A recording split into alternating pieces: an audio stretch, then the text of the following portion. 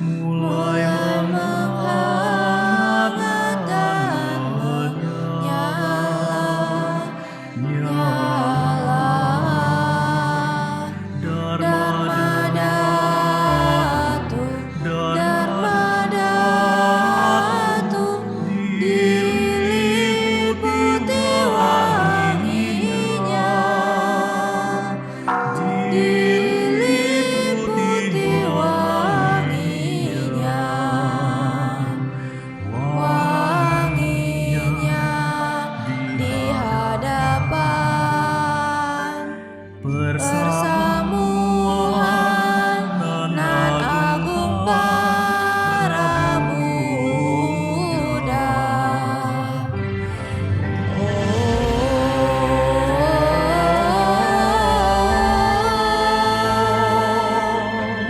Awan kebahagiaan terbentuk di mana-mana saat pujianku telah berlimpah-limpah. Para Buddha menampakkan dirinya.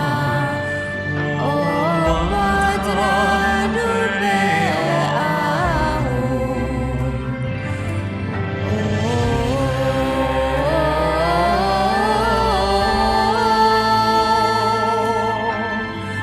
awan kebahagiaan terbentuk di mana-mana saat pujianku telah berlimpah-limpah. Para Buddha menampakkan dirinya. Om Vajradupe Om Vajradupe Om Vajradupe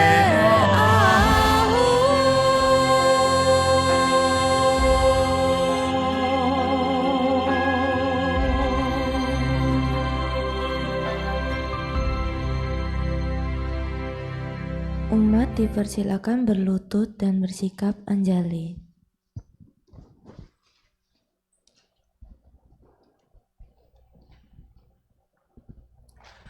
Namakara Gata. Halaman 9. Syair penghormatan.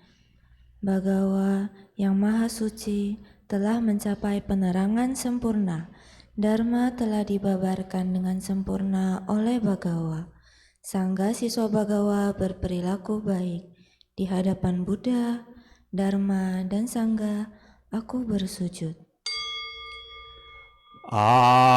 Arahang Samma Sambuddho Bhagawa Buddhang Bhagawantam Abhiwademi.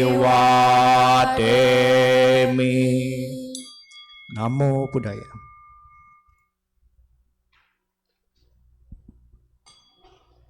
Swakato Bhagavata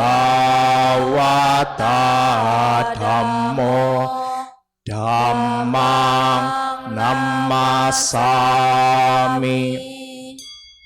Namo Dhammaya. Supatipano Bhagavato Sawaka Sangho Sanggang Namami. Namo Sanggaya. Umat dipersilakan duduk dan bersikap anjali.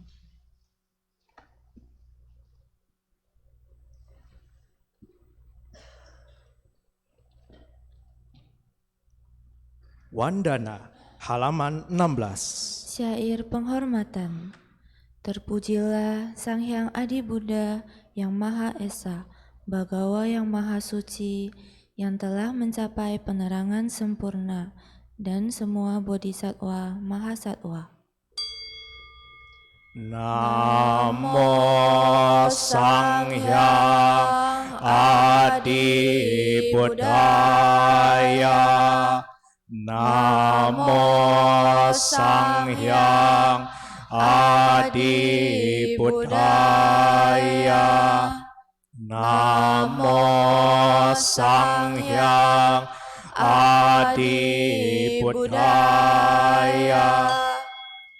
Namo tassa bhagavato arahato samma sambuddhassa. Namo tassa bhagavato arahato samma sambuddhassa. Namo tassa bhagavato arahato samma sambuddhassa. Namo sarve bodhisattvaya mahasattvaya. Namo sarve bodhisattvaya mahasattvaya. Namo sarve bodhisattvaya mahasattvaya. Tisarana, 3 perlindungan. Marilah kita menyatakan diri berlindung kepada Buddha, Dharma, dan Sangha. Untuk kedua kalinya dan untuk ketiga kalinya, berlindung kepada Buddha, Dharma, dan Sangha. Buddhang saranang gacchami. Dhammang saranang gacchami. Sanghang saranang gacchami. Dutiyampi Buddhang saranang gacchami. Dutiyampi Dhammang saranang gacchami. Dutiyampi Sanghang saranang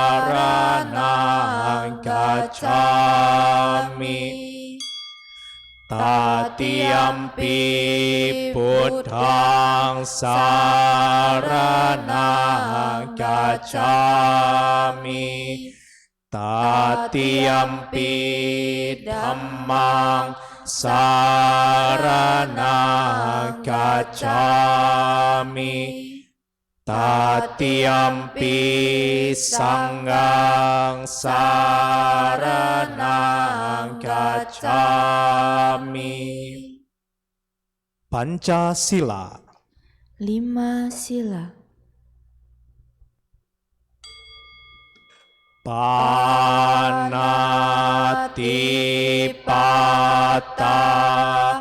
Weramani Sikkhapadang Sammadiyami. Adinadana Weramani Sikkhapadang Sammadiyami. Kamesu miccācara Weramani Sikkhapadang Sammadiyami. Musawada Weramani Sikkhapadang Sammadiyami. Surameraya Majapahmadana Weramani Sikkhapadang Sammadiyami. Buddha Nusati, Dhamma Nusati, Sangha Nusati. Perenungan terhadap Buddha, Dharma, dan Sangha. Iti piso bhagawa arahang samma sambuddho wicacarana sampano sugato lokawidu anuttaro purisa Dhammasarati. Sattha dewa manusanang Buddho Bhagavati. Swakato Bhagavata Dhammo Sanditiko Agaliko Ehipasiko Opanayiko Pacatang Weditapo Winyuhiti. Supatipano Bhagavato Sawaka Sangho. Ujupatipano Bhagavato Sawaka Sangho. Nyayapatipano Bhagavato Sawaka Sangho. Samicipatipano Bhagavato Sawaka Sangho. Yadidang cattari purisa yugani atha purisa Pukala esa Bhagavato Sawaka Sangho. Ahuneyo pahuneyo dakineyo anjali karaniyo anutarang punya ketang lokasati.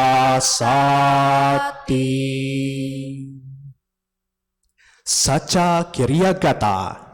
Syair pernyataan kebenaran. Tiada perlindungan lain bagiku. Buddha, Dharma, dan Sangha pelindungku yang sempurna. Berkat pernyataan kebenaran ini, semoga berkah kejayaan menyertai kita.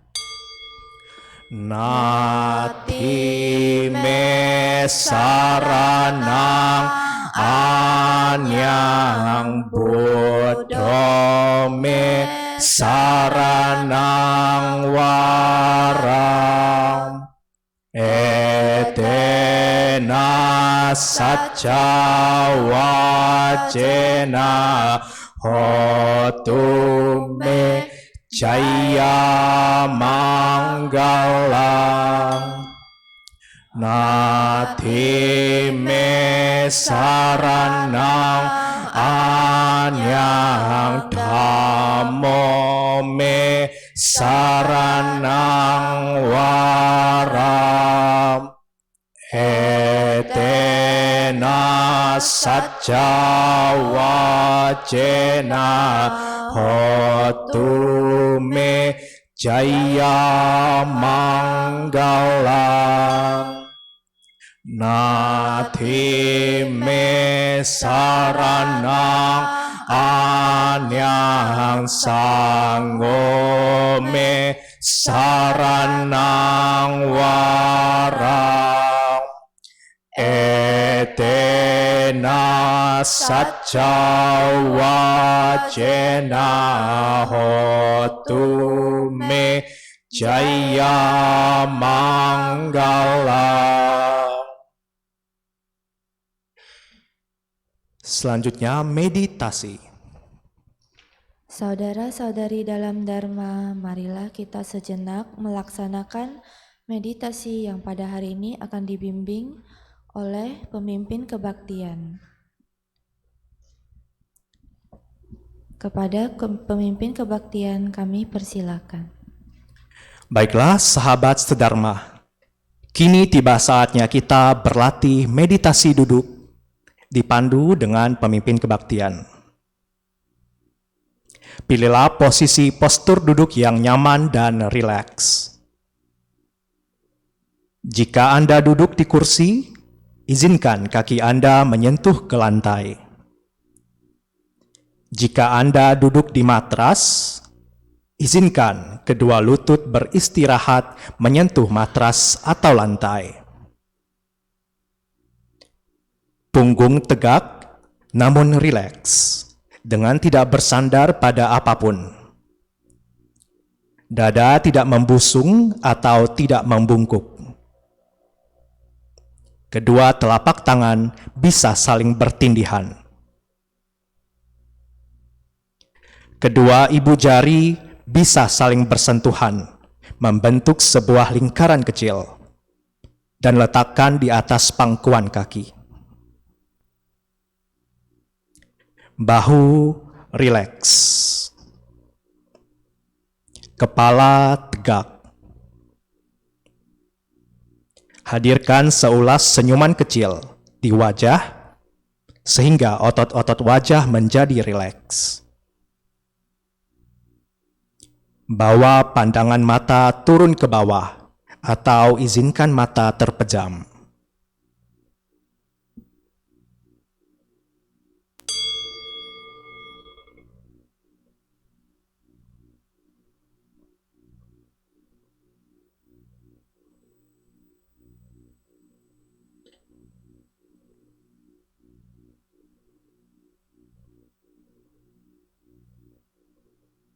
Bernapas masuk, saya merasakan dan mengenali sensasi napas masuk.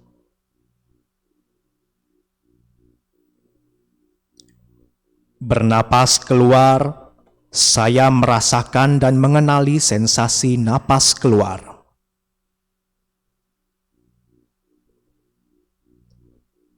Napas masuk, napas keluar.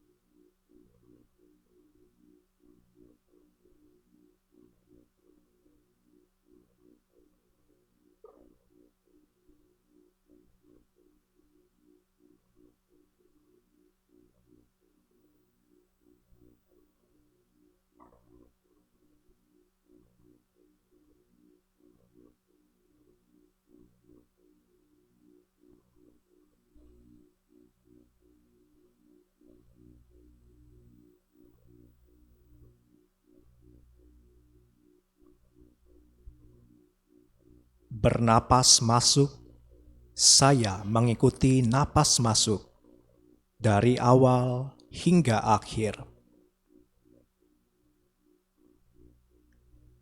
Bernapas keluar, saya mengikuti napas keluar dari awal hingga akhir.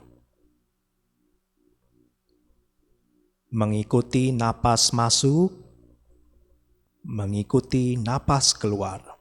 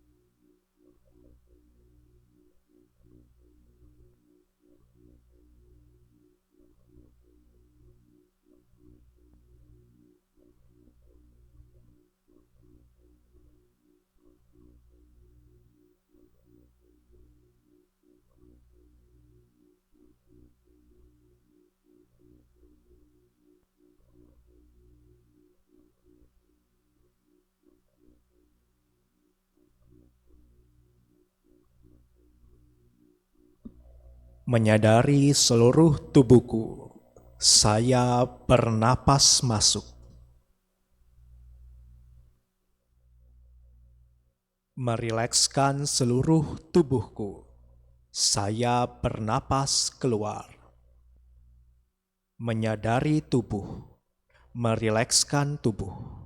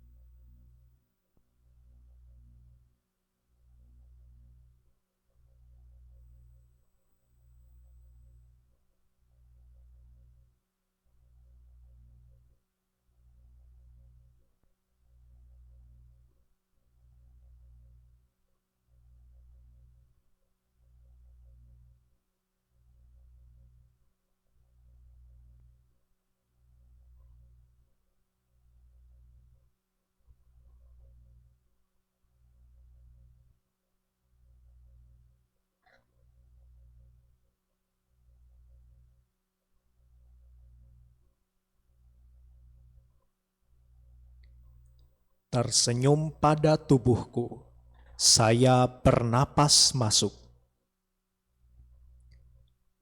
Melepaskan semua ketegangan yang ada di tubuhku, saya bernapas keluar. Tersenyum pada tubuh, melepaskan ketegangan.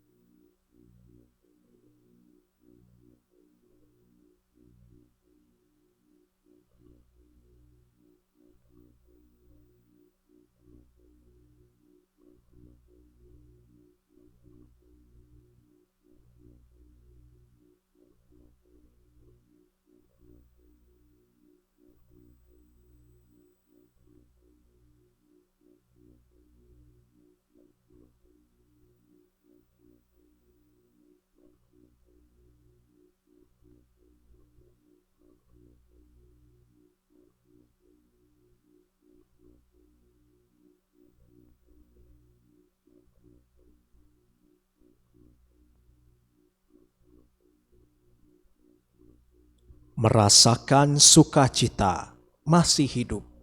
Saya bernapas masuk. Merasakan bahagia. Saya bernapas keluar. Merasakan sukacita. Merasakan bahagia.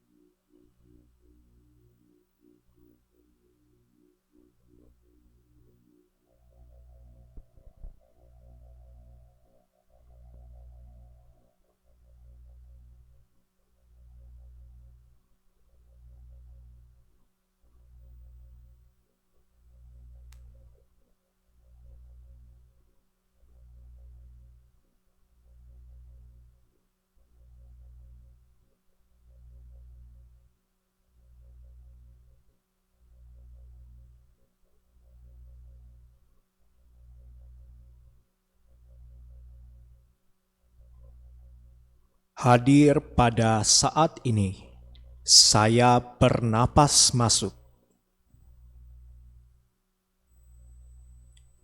Menikmati saat ini, saya bernapas keluar. Hadir pada saat ini, menikmati saat ini.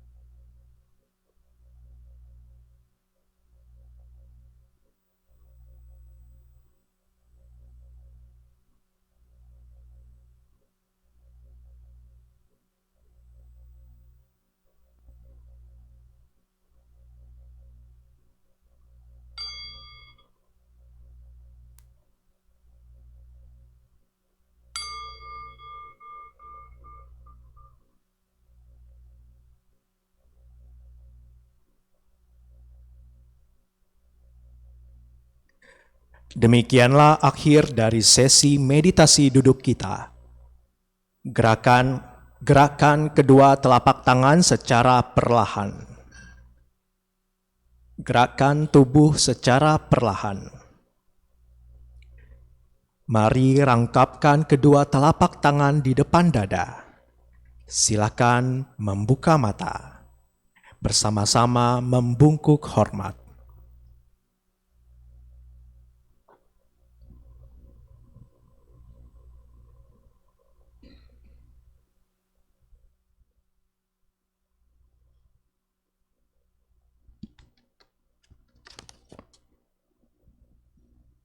Saudara-saudari dalam Dharma. Selanjutnya Dhamma Desana. Saudara-saudari dalam Dharma, Tiba saatnya kita mendengarkan pembabaran Dharma yang pada hari ini akan disampaikan oleh Romo Guido Suarze. Sebelumnya, saya akan membacakan profil singkat dari Romo Guido Suarze. Romo Guido Suarze adalah owner dari Plan Search Associates, sebuah perusahaan riset, audit, dan due diligence. Romo Guido memiliki keahlian dalam bidang corporate, market research, studi kelayakan, audit, corporate business intelligence, dan risk management. Beliau adalah seorang Dharma Duta yang sering membabarkan Dharma untuk dipraktikkan sehari-hari. Topik yang akan beliau bawakan pada hari ini adalah The Wisdom and Compassion of Arya Avalokitesvara. Kepada Romo Guido Suarze, kami persilahkan.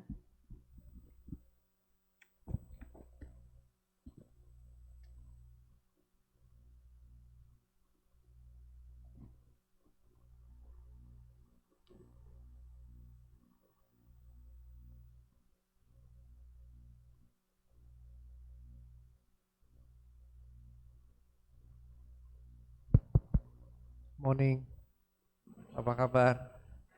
Good to see you. Udah makan belum? Oke, saya baru tahu judulnya The Wisdom and Compassion of Arya Avalokitesvara. Saya tadinya pikir Boundless Heart. Judulnya tadinya saya pikir Boundless Heart. Anyway, doesn't matter. Topik yang mungkin sangat relevan buat banyak di antara kita ya.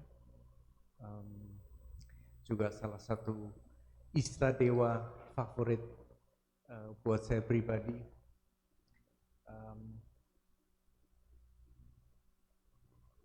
Jadi dalam rangka ulang tahun atau anniversary dari Arya Avalokitesvara ya tanggal 28 kemarin ya. Dan kalau hari ini adalah ulang tahun dari sama Arya Samantabhadra ya hari ini ya kalau nggak salah ya, kalau nggak salah begitu. So saya pertama kali mengenal Buddha Dharma, saya juga kaget ketika mendengar ada, karena Buddha Dharma tuh di imajinasi saya dulu ya waktu dulu masih sekolah dan masih kuliah itu adalah suatu agama, atau sebenarnya bukan agama karena Buddha Dharma itu tidak qualify sebagai agama, itu tidak qualify karena nggak ada nabinya, karena Buddha itu bukan nabi. Buddha itu bisa dibilang bukan emissary tapi exemplary practitioner. Jadi sebagai contoh, Buddha itu bukan nunjukin ini loh, hai orang yang beriman, ini kebenarannya. Buddha nggak pernah gitu. Ya, Buddha nunjukin ini, saya bisa jalan yang begini, kalian juga bisa. Ya, dan pendekatannya memang sangat berbeda Buddha Dharma. Suaranya kayaknya kadang kenceng, kadang nggak kenceng ya. Tapi nggak apa-apa, bisa dengar ya. Bisa ya, oke.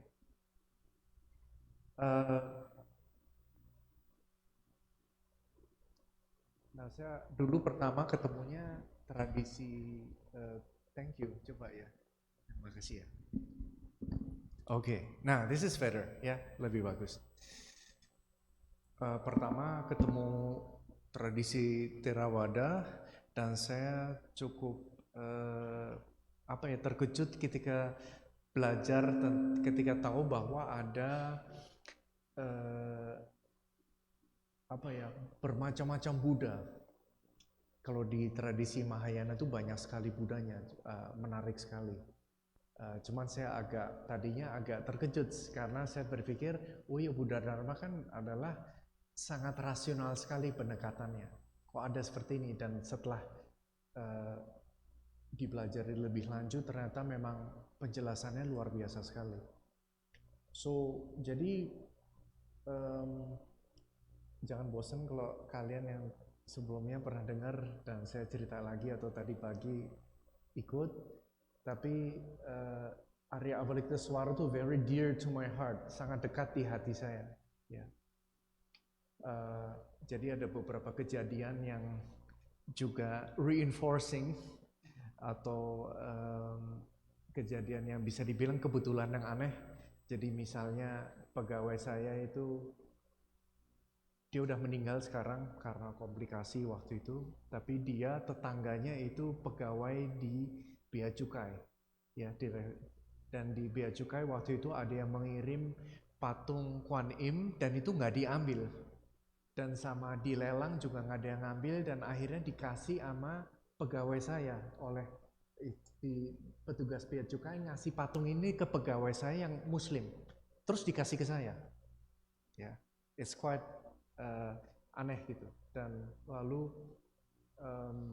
juga ketika Lama Zober Rinpoche ke Jakarta dan saya jadi penerjemah, itu menarik juga karena Lama Zober Rinpoche itu bisa bicara selama 40 menit, terus baru giliran saya sebagai penerjemah gitu. Ya benar-benar 40 menit bisa bicara gitu. Jadi mesti diingetin, mesti nyata.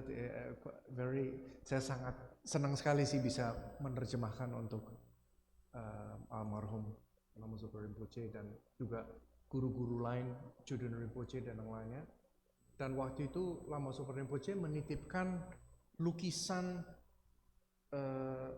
tangka untuk yayasan teman-teman kita ini. Dan tangkanya apa? Lukisannya Arya Avalokitesvara 1000 tangan. Ya, ada di rumah, di ruangan altar di rumah. Dan ibu saya senang sekali waktu itu lihat, kakak saya juga, dia Sufism, dia Islam, dia lihat ini apa nih, dia senang sekali lihat tangannya 1000, dan waktu itu saya menjelaskan itu artinya apa. Dan waktu itu saya juga waktu ke Hong Kong, ke Macau, bukan untuk gambling tapi untuk jalan-jalan sama ayah saya, terus melihat patung Kuan Im yang seperti Mother Mary. Jadi ayah saya nanya, ini Bunda Maria ya? Bahasa Jerman dia nanya. Dan saya waktu mau ngasih bagus sekali, pernah ada yang lihat nggak di Macau tuh patungnya bagus banget. Mungkin itu ada influence dari Christianity juga saya rasa ya, tapi bagus sekali. Dan waktu ayah saya nanya ini patung apa, saya lagi mau menerangkan tuh, tiba-tiba saya nangis, saya nggak bisa jelasin. Out of speechless, benar-benar speechless, and I started to cry. I don't know why, nggak tahu kenapa.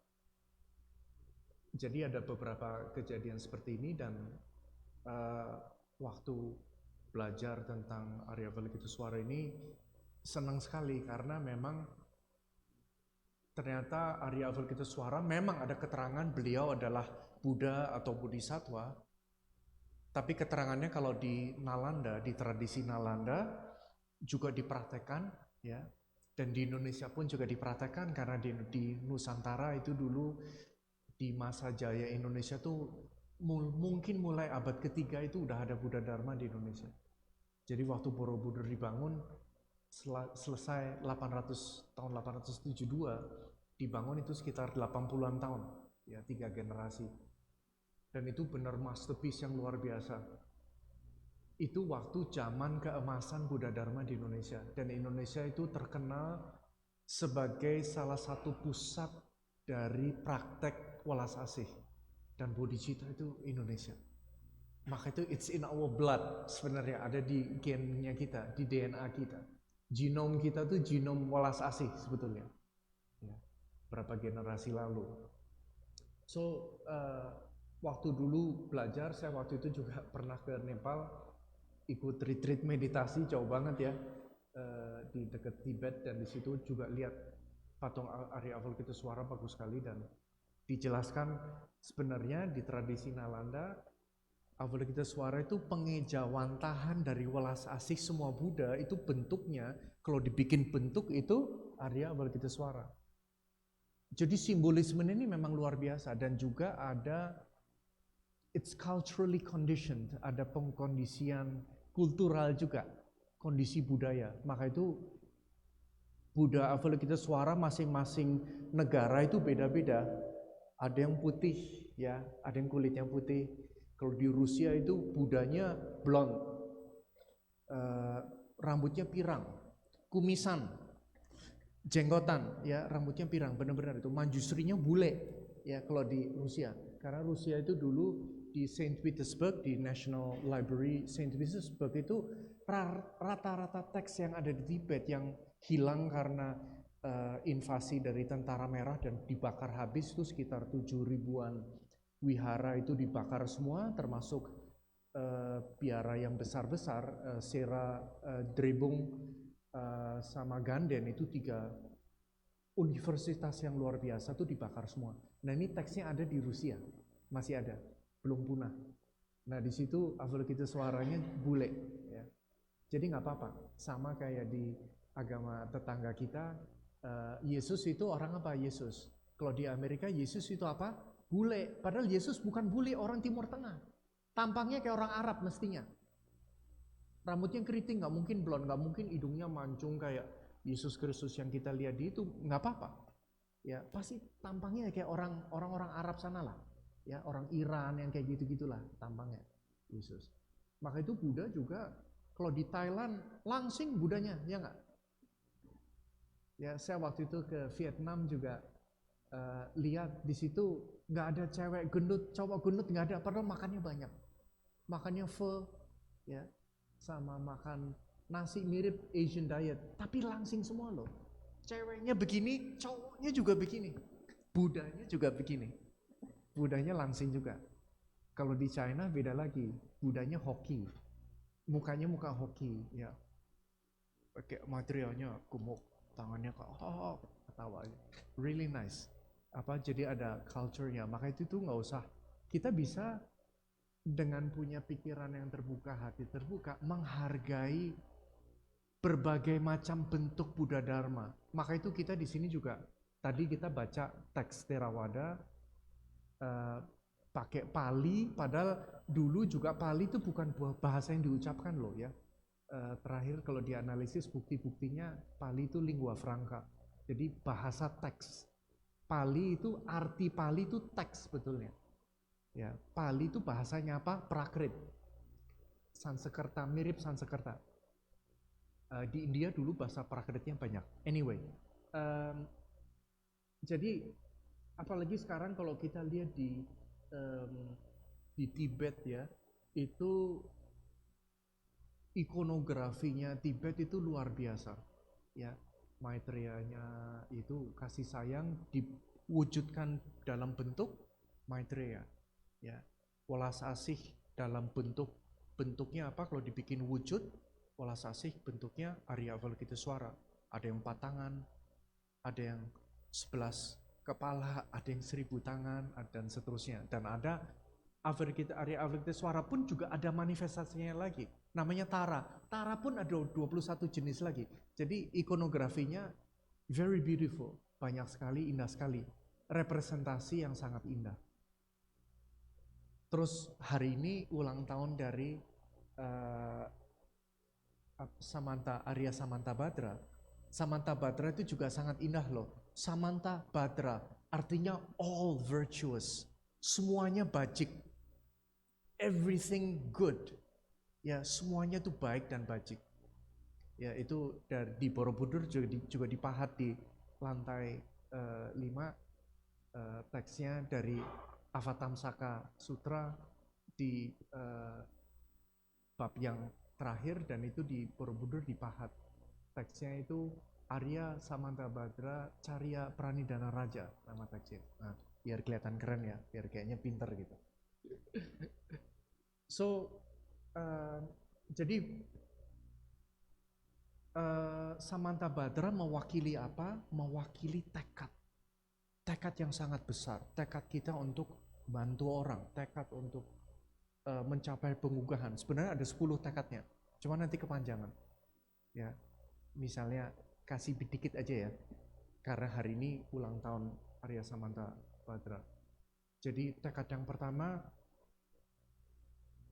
bertekad untuk selalu menghormati para Buddha.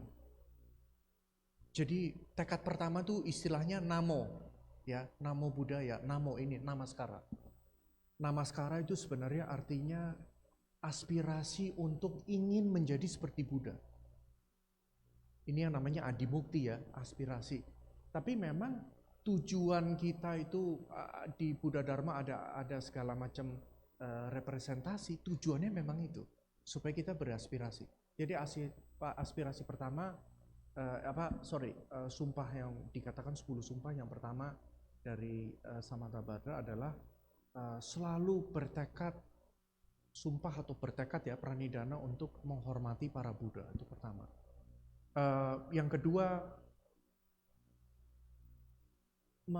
mempersembahkan, selalu melakukan persembahan yang sangat luas dan besar kepada para Buddha, para Bodhisattva. Jadi persembahan seperti ini nih, ya. Ada jeruk, itu apa itu? Per ya, cahaya. Dan itu sebenarnya persembahan itu juga simbolik. By the way, persembahan yang paling tinggi itu apa? Persembahan itu kenapa sih kita taruh jeruk itu kenapa di situ? Apa Buddha lapar enggak?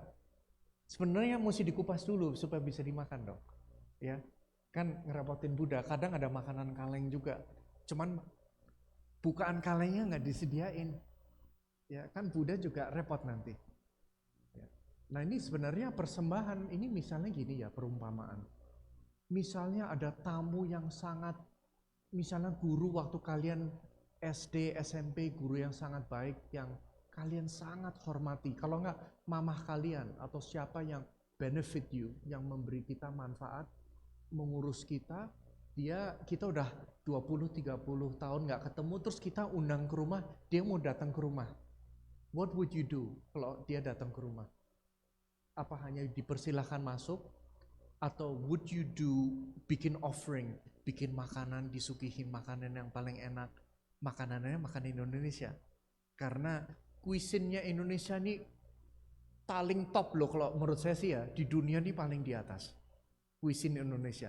Ya, kalau di Eropa nomor 1 Perancis cuman masih ketinggalan jauh sama Indonesia. Indonesia tuh ada sekitar 6.000 sampai 7.000 jenis makanan. It's amazing. Ya ini budaya, warisan budaya yang luar biasa. Maka itu ya ngertilah di Indonesia genut-genut ngerti kenapa lah ya. Karena di mana-mana makanan dan enak, di mana-mana makanan tuh enak, bingung. Karma kita nih karma apa ya? Karma jak ini namanya ya. Ya, karma makan. So, kita yang tekad kedua jadi memberi persembahan. Ada 8 jenis persembahan ya. Food ya, makanan. Pertama air untuk cuci kaki, air untuk, karena di India zaman dulu kalau jalan tuh nyeker banyak debunya, jadi kalau tamu datang air cuci kaki, jadi kita mempermandikan tamu kita, apalagi kalau tamu yang orang tua kita bagaimana. Kedua air untuk minum, ketiga itu flowers, bunga itu kenapa? Bunga itu wanginya kebajikan. Bunga itu lambang dari wanginya kebajikan. Saya ingat waktu itu saya menerjemahkan untuk Lama Zopa Rinpoche ya, beliau ini bagi saya sih ya, beliau itu bodhisattva tingkat tinggi kalau enggak Buddha. Itu dia lewat, itu aromanya enggak tahu ya, itu aroma kebajikan loh. Kalau kita kan aromanya apa? Aroma ketek atau aroma jengkol atau aroma India ini bau garlic, karena mereka makan garlic, very healthy. Waktu saya juga banyak makan garlic untuk kesehatan, ibu saya bilang saya baunya beda katanya. Bukannya bau tapi bilangnya beda. Oke. Ya. Nah, kita guru-guru ini nggak tahu ya, tapi mereka punya aroma yang khas loh, aroma kebajikan. Jadi persembahan paling tinggi yang bisa kita berikan kepada Buddha itu apa? Kepada para Buddha, para Bodhisattva, ke guru kita, dan ke orang tua kita. Itu apa? Melakukan kebajikan. Jadi kalau kita di sini, kita misalnya berkesempatan berbuat baik sama yang nggak usah yang gede-gede, sekecil apapun it doesn't matter. Dan ini kalian seperti anak kecil yang bawa rapot ke orang tua, "Pah, Mah, ini loh, rapotnya tadinya 10 merah, sekarang paling enggak merahnya 9. Ya, berkurang 1, terus kamu mempersembahkan ke orang tua, ini loh, I did good, I'm good enough. Ya, ini persembahan yang bagus sekali. Jadi persembahan jeruk oke lah. Tapi sering juga, jujur ya, biasanya kalau mempersembahkan gini minta apa? Ayo, ke Buddha. Udah ngasih, cuman minta apa abis itu? Biasanya minta. Minta, ada waktu itu saya lihat ibu-ibu, oh dia doanya sampai gemeteran loh, sampai tangannya gini. Saya pikir kenapa? Ya lagi minta ini apa, kepada Kuan Im. Saya pikir minta apa? Minta ini anaknya lagi mau kuliah, lagi nyari kos supaya dapat kos yang bagus. Ya kan tinggal nyari di OLX atau apa ya. Ya minta sama Kuan Im kali juga kalau lihat cuman yalah nggak apa-apa lah mungkin ya. Ya. Jadi kadang lucu, dan belum lagi orang yang nodong Buddha, nodong Tuhan, nodong Yesus. Saya nih minta baik-baik loh ya. Itu misalnya ya. Kok dari dulu nggak dikabulin permintaan saya? Ya, ada yang begitu, ngotot ada juga. Nah tujuannya bukan itu. Ya kita berdoa. Nanti we talk about that juga. Anyway, nanti terlalu panjang tapi pranidananya tadi ya, tekad pertama apa, namaskara, tekad yang kedua persembahan, yang ketiga itu apa ya, contrition, itu mempurifikasi halangan-halangan, mempurifikasi karma kita. Karena gini ya, kadang disebut pengakuan, mengaku dosa, tapi bukan seperti itu. Mengakui perbuatan negatif kita itu juga sekaligus kita ini loh, release ya, karena kita semua ini kadang itu terbebani oleh perbuatan masa lampau yang bisa bertahun-tahun loh membebani kita. Pernah berbuat jahat ke ibu kita atau ke ayah atau ke orang, atau pernah lagi kepepet terus kita ngapain, terus atau apa lagi emosi terus kamu marah ngomong apa, terus itu bisa membebani kita ya. Ada juga berapa orang yang bilang aborsi gitu misalnya ya, aborsi. Dan aborsi itu bukannya orangnya itu jahat ya, maka itu gampang sekali kalau menghakimi orang yang aborsi, cuman banyak sekali orang yang aborsi. Dan itu biasanya karena kepepet, nggak tahu jalan keluarnya gimana, nggak tahu harus gimana ya. Bukan karena niat jahat mau bunuh sebenarnya sih ya. So itu juga banyak yang terbebani bisa puluhan tahun loh. Ada yang waktu itu umat juga apa, dia sharing, aduh saya nggak bisa sharing di sini, cuman berat sekali itu. Apa, ibu-ibu udah cukup berumur gitu ya, dan dia sharing tentang aborsi juga, dan itu benar membebani sekali. Jadi dengan kita mengakui, kita tuh butuh kerendahan hati ya untuk berani mengakui, karena kebanyakan dari kita itu tercengkram dengan persona yang kita ingin pertahankan. Persona ini istilah dari Carl Jung sih sebenarnya, dari psikologi modern, cuman it's a good term. Karena persona itu arti persona itu sebenarnya peranan atau topeng. Dan kita tuh ingin mempertahankan topeng untuk menghadapi masyarakat. Dan sering banget itu nggak jujur. You know, everybody lies, dikatakan gitu. Ya karena ingin mempertahankan suatu image tertentu. Tapi ini di depan Buddha kita nggak bisa. Dan bahkan sebenarnya kita nggak harus berpura-pura loh. Kita tuh kalau vulnerable, kita tuh bisa menjadi manusia yang rentan. Rentan tuh artinya jujur apa adanya, tidak malu mengakui kesalahan. Karena semua orang juga salah kok. Ya kita semua bikin salah. Dan kalau kita semakin disembunyikan, itu semakin membusuk. Luka itu bisa-bisa makin parah. Orang Peru mengatakan kanker adalah air mata yang mengkristalisasi di badan. Kalau kita nggak release air mata itu, trauma-trauma itu nanti akan jadi di badan ini, karena psikosomatik akan menjadi kanker, jadi penyakit, jadi segala macam. My brother-in-law ya, dia karena stres kankernya ini. Dia barusan dioperasi kanker thyroid ya, thyroid. Dan ini suruh nunggu 6 bulan lagi karena ada lagi. Ada yang baru lagi. Ya, di Amerika, dia tinggal di Seattle. Dan itu luar biasa sekali di sana, mahalnya bukan main. Terus ini saya juga baru dengar statistik dari konvent, dari biarawati juga banyak yang ternyata ada yang kanker, dan kankernya biasanya kanker rahim. Karena ditolak, oh ini nggak boleh, ini begini, ini kotor, dorongan seksual itu kotor gitu. Jadi makin ditolak badannya berontak juga. Nah kita semua ini punya trauma-trauma seperti itu. Mungkin trauma dari masa kecil, mungkin dari kehidupan lalu, mungkin a very long time. Tapi kalau nggak diselesaikan trauma ini, tilasan-tilasan ini akan menentukan cara kita menjalani hidup kita, dan kita pun nggak sadar loh, unconscious. Kita unconscious. Maka itu Carl Jung mengatakan apa? Tujuan kita di sini adalah bring the unconscious, make it conscious. Make the unconscious conscious. Maka itu kita meditasi tujuannya apa? Bikin conscious, bikin sadar. Semuanya kita sadarin. Karena kita baru benar-benar bisa mengenali diri sendiri ketika kita meditasi yang dalam. Nanti kita ini baru keluar semua nih. Reaksi-reaksi kita sadar. Tapi kita nggak usah retreat yang panjang-panjang. Memang kalau bisa sih retreat yang agak panjang. Tapi kalau enggak, misalnya setiap hari kita melatih meditasi melalui, ini bisa dikatakan adalah mental hygiene. Kita kan pagi-pagi gosok gigi ya. Gosok gigi apa enggak? Ada yang ada jigong? Jigong belum di ini ya. Kita hygiene, dental hygiene, tapi kita juga butuh emotional hygiene, sama mental hygiene, and spiritual hygiene. Maka itu ada praktek meditasi. Meditasi itu enggak mistik, meditasi itu teknologi.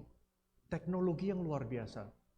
Untuk membuat cita kita, your mind, kesadaran kita, dibikin supaya bisa tajam, fokus, dan bisa terintegrasi. Katanya sebenarnya sama atau samyak. Itu artinya terintegrasi. Ya, tidak terlalu mencar-mencar, tidak terlalu lebih fokus, karena kita biasanya itu totally out of focus, maka itu apa-apa susah dalam hidup, karena pikiran kita berkelana, nggak terlatih. Kayak gajah liar, kayak monyet, ya kadang dibilang kayak monyet juga, kesini kesana, liar banget, ya out of control, dan causing damage, menyebabkan kehancuran di mana-mana. Jadi didisiplin, ya cita itu didisiplinkan lewat meditasi, dan bisa relax banget juga. Badan ini juga sakit kalau badan yang nggak relax, yang tegang. Biasanya tuh kalau kita stres, kita apa tuh badannya tegang terus-terusan. Dan ini biasanya kayak tadi meditasi terasa kan, begitu napas, release, biasanya shouldernya ini tegang, wajah ikut tegang, ini banyak otot yang tegang. Jadi nggak usah ke tukang urut sebenarnya. Ya, Pak Haji Naim itu bisa deket rumah itu, Pak Haji Naim itu bisa ngurut. Sebenarnya kalau meditasi itu juga yang tekanan-tekanan, tegangan-tegangan di badan ini rilis semua nanti. Pegel-pegel linu pada hilang. Nggak usah pakai paracetamol, nggak usah pakai tolak angin, nggak usah pakai. Ya. So, jadi, sorry kita waktunya sampai jam berapa sih? Saya mesti keep the time really well. Sampai jam berapa? 11:30. 11:30? Iya. Oke, saya cuma tembak aja loh, 11:30. Iya, bener ya? Oke, kalau pada pegel ini loh, jangan nyalain saya loh ya. Oke, so tadi where were we? Persembahan ya. Jadi it's nice kalau setiap hari kita melakukan persembahan. Yang berikutnya itu tadi pengakuan. Jadi di sini nggak apa-apa mengakui, malah bisa pelong, bisa release, ya emotional release dan mental release. Dan ini kalau kita ngaku di depan Buddha itu enak sekali loh. Ya kita pernah berbuat salah apa, ngaku, nangis nggak apa-apa. Dan itu pengakuan itu ada 4 tahap. Ya, tahap pertama kita mengandalkan Buddha, Dharma, Sangha. Tahap pertama. Tahap kedua itu kita mengakui benar-benar dari hati. Jadi bukan hanya mengakui di mulut, cuman really from your heart. Ya, minta maaf ke diri sendiri juga, karena yang rugi kita sendiri. Kita berbuat jelek, yang dapat ininya akibatnya kita juga kan. Nah yang ketiga itu yang namanya janji. Kita jadi pernah berbuat apa, sekarang kita berjanji ya nggak melakukan lagi. Kalau aborsi bisa lah seumur hidup nggak lagi, tapi ada yang misalnya kita janji nggak bohong lagi, itu bohong. Pada saat itu juga bohong. Ya, saya waktu itu pernah tuh lagi doa begitu di depan Buddha, lagi kesel gitu kan. Saya janji nggak kesel lagi. Lagi ngomong gitu tuh kesel lagi. Lagi ngomong gitu kesel. Ya. Jadi saya ketawa di depan Buddha, saya ketawa. Karena lucu gitu. Kadang-kadang memang kita butuh humor juga ya. It's very important. Humor is very important. Dalam hal spiritual itu kita butuh, jangan terlalu serius. Ya. Maka itu Buddhanya di sini, Buddha kan senyum. Ada nggak Buddha yang monyong? Teman saya cerita, biku orang Australia, dia pernah ditugaskan di Jerman, katanya orang Jerman meditasinya begini. Serius, katanya mungkin keturunan dari bekas perang dunia kedua dulu. Apa-apa serius gitu. Ya. Kayak Gestapo katanya. Ya. Geheimnisse Staatspolizei itu bahasa Jerman, itu ininya apa? Special Forces-nya serius gitu. Ya, jadi don't be so serious. Ya, nggak usah terlalu serius. Senyum-senyum, banyak senyum. Terus yang janji apa, tekad yang dari 4 tahap, yang keempat itu adalah melakukan ini namanya pratipaksa. Ya, ini biar keren nih pakai Sanskerta lagi nih. Pratipaksa tuh artinya remedy atau apa ya? Obat penawar. Jadi tadinya misalnya sering makan kucing goreng, sekarang kamu nyelamatin kucing. Ya, tadinya suka bohong, sekarang jujur. Tadinya suka jahat sama mama, sekarang kamu ngurus mama dan ngurus mama-mama lain juga.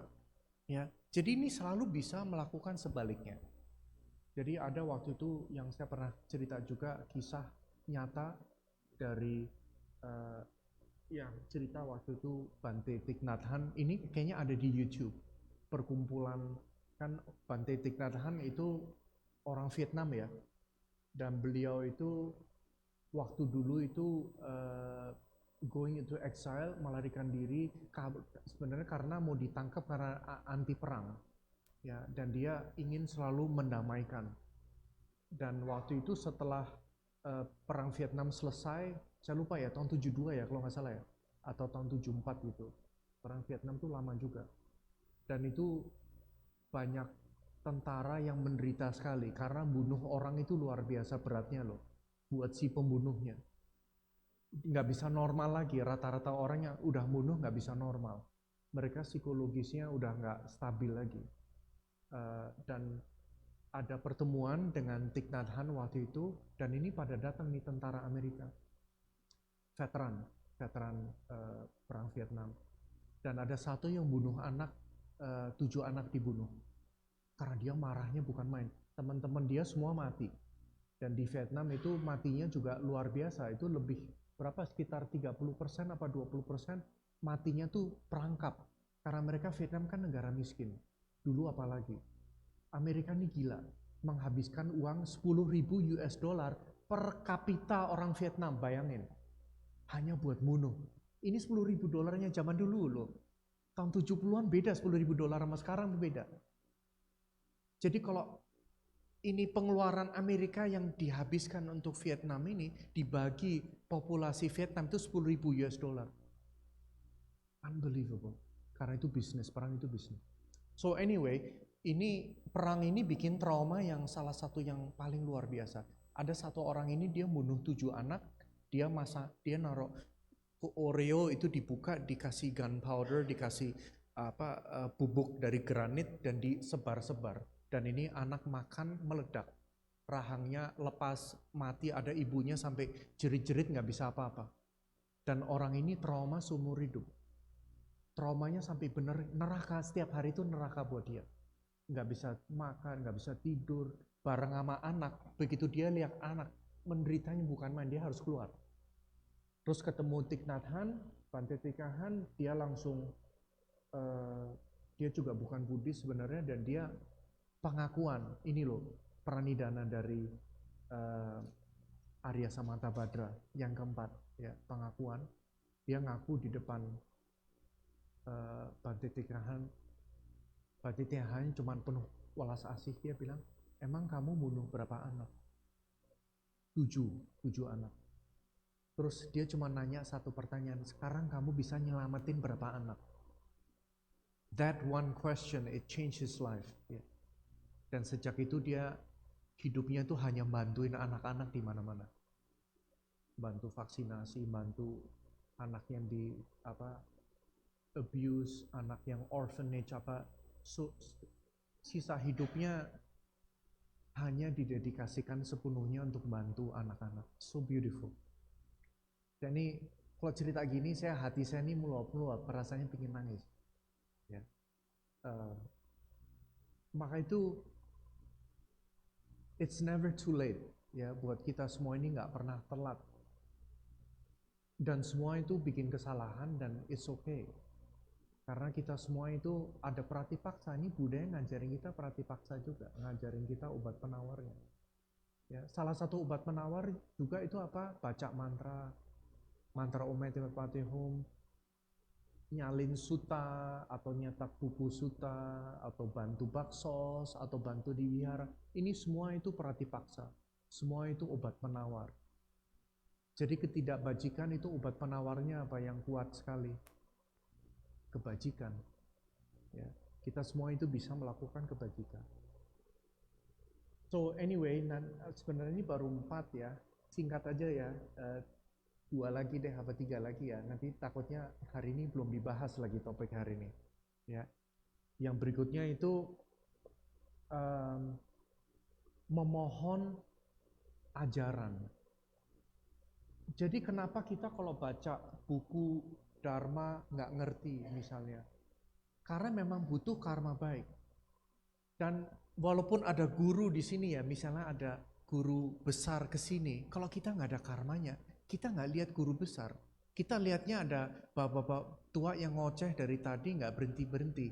Kayak kalian lihat saya juga, ya, dari tadi ngoceh nggak berhenti-berhenti. Karma kamu itu kurang karma. Ya, no, just kidding. Ya, itu mungkin saya agak boring atau keseringan kalian udah dengar keseringan. Ya, tapi dikatakan supaya kita tuh bisa menerima ajaran, kita harus memohon ajaran. Dengan kita memohon, please teach me, please agar saya bisa memahami ajaran ini supaya bisa lebih bermanfaat buat makhluk lain. Dengan demikian kita dikatakan menanam benihnya untuk bisa memahami ajaran itu. It's so important untuk memohon ajaran itu. What happens kalau kita memohon ajaran? Apapun bisa jadi ajaran buat kita. Guru itu adanya di mana? Di mana-mana. Ya, guru itu ada 4 jenis dikatakan. Ya.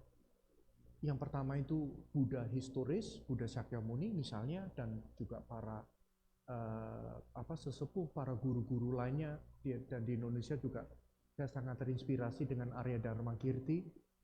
Arya Dharma Kirti itu dulu di sekitar hidupnya 1000 tahun lalu kira-kira di Muara Jambi.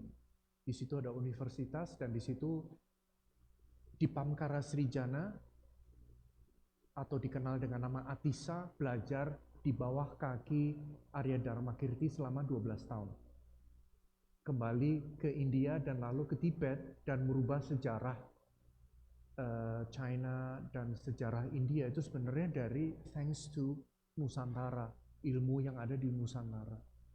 So dengan kita memohon ajaran, dan we should do it, itu nanti kita bisa melihat ajaran pertama tadi ya, jadi Buddha atau para guru-guru. Yang kedua itu guru-guru yang sekarang masih hidup. Yang ketiga itu pengalaman kita sehari-hari, itu bisa jadi guru kita. Dan yang keempat, the ultimate guru adalah Dharmakaya, adalah Prabhasara Cita, adalah your inner wisdom yang melampaui konsep dan yang non-dual, yang kita semua itu ada di lubuk hati kita. Kita tuh punya this kind of wisdom, prajna, atau nyana ya atau prajna, semua itu ada, cuman ketutup. Ya, sekarang ketutup. Nah, yang berikutnya itu memohon agar para guru itu tinggal bersama kita. Jadi itu bukan tergantung gurunya, cuman dengan kita memohon, sama kita menanam sebab untuk selalu ada guru. Karena guru itu luar biasa loh. Dengan adanya guru itu beda sekali. Kita belajar masak tanpa guru bisa nggak? Bisa. Cuma kalau guru sekarang banyak kan di YouTube, banyak nggak? Belajar masak tuh bisa jago masak tuh. Kalau nggak pakai guru ya kamu bisa belajar masak, belajar ngetik. Cuman ada guru tuh jauh lebih cepat, beda banget. Dan guru itu dari bahasa nih, biar keren lagi nih. Dari kata ger, guru, ger, dari kata ger. Ger itu menjadi Inggris gravity, ya. Guru dari kata ger, ger itu artinya berat, berbobot. Jadi seorang guru adalah makhluk yang banyak sekali berat dengan kualitas baik. Ya, full of good qualities, heavy with good qualities. Ya, jadi manusia yang berbobot, bukannya kilogramnya, tapi kedalaman spiritualnya dia itu yang menjadi bobotnya. Nah, kalau kita ada guru itu jauh lebih jauh lebih cepat ya, bukan hanya dalam hal spiritual, dalam bisnis pun begitu. Bisnis, dalam hal menjaga hubungan baik dengan orang lain, anything, skill apapun, menari, yoga, jogging, olahraga itu kalau ada guru itu mempercepat ya. Dan maka itu kita memohon kepada guru sehingga bisa melihat banyak hal sebagai guru kita. Everything becomes a teacher. Jadi selalu kita belajar, menjadi pembelajaran. Semuanya jadi pembelajaran. Dan yang keenam kita tutup aja yang keenam, nanti kalau 10 nanti kepanjangan. Yang keenam itu yang namanya pranidana atau patidana ya. Kita jadi misalnya melakukan kebajikan. Biasanya kita maunya kebajikan itu untuk siapa? Untuk kita kan. Tapi justru di sini kita melakukan kebajikan, setelah itu kamu berikan energi kebajikan ini ke orang lain yang lebih butuh. Ke mama, ke papa, ke teman kamu yang sekarang lagi stres, atau kamu sebarluaskan. Sebarluaskan ke siapapun yang lagi putus asa, orang yang lagi bingung, orang yang lagi pingin bunuh diri, yang you just send it out from your heart. Kamu kirim. Dan kalau kita pikir apa hubungannya pranidana dengan kehidupan kita? Kan kita bertekad itu ada bedanya nggak? Beda sekali. Kalau kita pagi-pagi, misalnya pagi bangun, meditasi dan bertekad, itu akan mempengaruhi sikap kita sepanjang hari. Seorang ibu yang punya tekad pingin benar-benar besarin anak dengan penuh kasih sayang dan dengan membangun karakter si anak ini biar menjadi kepribadian yang positif yang membawa dampak baik kepada banyak orang. Beda nggak dengan ibu yang ya udah itu kan ada babysitter, ada mbak. Beda nggak? Beda sekali. Bedanya luar biasa. Maka itu tekad ini luar biasa. Kalau kita, nah ini hari ini kan pranidana, ulang tahun dari Arya Samantabhadra. So anyway, masih ada 4 lagi for next time. Nah kita lanjut lagi untuk Arya Avalokiteswara. Jadi Arya Avalokiteswara ini Avalokite Ishwara, Avaloke itu artinya melihat dengan loke itu loka atau loke itu dunia, maka itu Avalokiteswara ini epitetnya, sinonimnya itu banyak ya. Sinonimnya itu tergantung budayanya. Kanon di Jepang namanya kanon, di Nepal namanya karunamaya. It's beautiful. Sebenarnya kalau ada waktu kapan-kapan kita bahas nih arti karunamaya. Maya itu artinya like an illusion, seperti ilusi. Karena hidup kita ini seperti ilusi. Yang menciptakan dunia kita seperti ini itu siapa? Kita masing-masing loh yang menciptakan dunia kita, versi dunia kita. Sebenarnya maya, dunia itu maya. Maya upama. Maka itu karuna maya, Karena karuna itu, karu itu artinya the delight of the heart, kesenangan di dalam lubuk hati yang paling dalam. Nah itu tidak. Jadi artinya karuna itu artinya kita mau forsaking our own happiness, kita berpaling dari kebahagiaan kita sendiri untuk membantu orang lain. Dan di sini kenapa Buddha Avalokitesvara tangannya kenapa 1000? Mungkin saya nggak usah cerita, kalian tahu kisahnya kan ya? Kisah dari 1000 tangannya tahu kenapa ya? Ya karena dulu ketika menjadi bodhisattva, Arya Avalokitesvara ini bertekad untuk menolong semua makhluk. Dan beliau itu bilang kalau sampai saya putus asa, kalau sampai saya give up, semoga badan saya pecah 1000 dan kepala saya pecah 10. Dan ketika Avalokitesvara udah membantu banyak sekali makhluk, dan beliau masuk ke meditative equipoise, meditasi dan melihat ternyata masih jauh lebih banyak makhluk lagi yang masuk neraka dan banyak makhluk yang masih menderita. Maka itu Arya Avalokitesvara ini sebagai bodhisattva dia bohwat. Apa amsyong ya? Ya, give up. Udah, I give up. Saya udah coba nolong, it's useless, it's pointless. Mendingan saya mikirin diri saya sendiri aja, biar saya happy. Ternyata saya membantuin makhluk juga, makhluk masih pada nakal semua, masih pada sotoy semua gitu ya. Dan sesuai tekadnya, badannya pecah 1000, kepalanya pecah 10. Dan ketika itu Arya Avalokitesvara ingat gurunya adalah Lord Amitabha, Infinite Light. Dan Amitabha mengatakan, nggak apa-apa, you have done well, my son. Anakku, putraku itu artinya Buddha itu putranya, itu bodhisattva. Ya, maka itu istilahnya jina putra, putra dari para jina, para bodhisattva itu jina putra. Dan gurunya beliau adalah Amitabha. Amitabha mengatakan, you have done okay, kamu okay kok.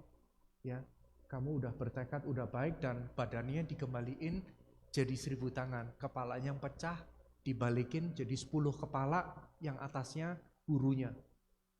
Amitabha itu di atasnya, maka itu ya kepala yang paling atas itu gurunya, paling respectful di atas.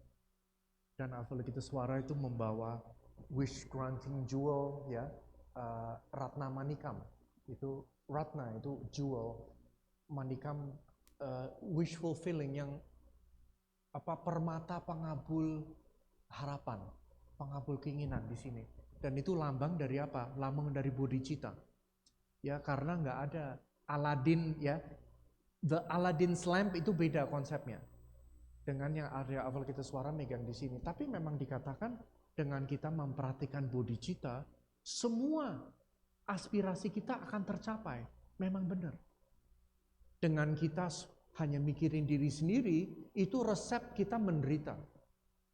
Dengan kita ini membuka hati kita untuk include everyone else, untuk kita beraspirasi demi makhluk lain, ini malah sebab dari semua kebahagiaan kita. Itu akan muncul dari situ. Dan ini memang masuk akal sekali.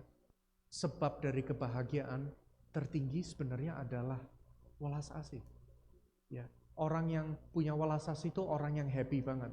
Orang yang egois itu orang yang sangat nggak happy. Coba kalian lihat deh, orang yang terkaya di dunia pada happy nggak? Orang paling kaya di dunia siapa sih? Vladimir Putin, bukan Elon Musk.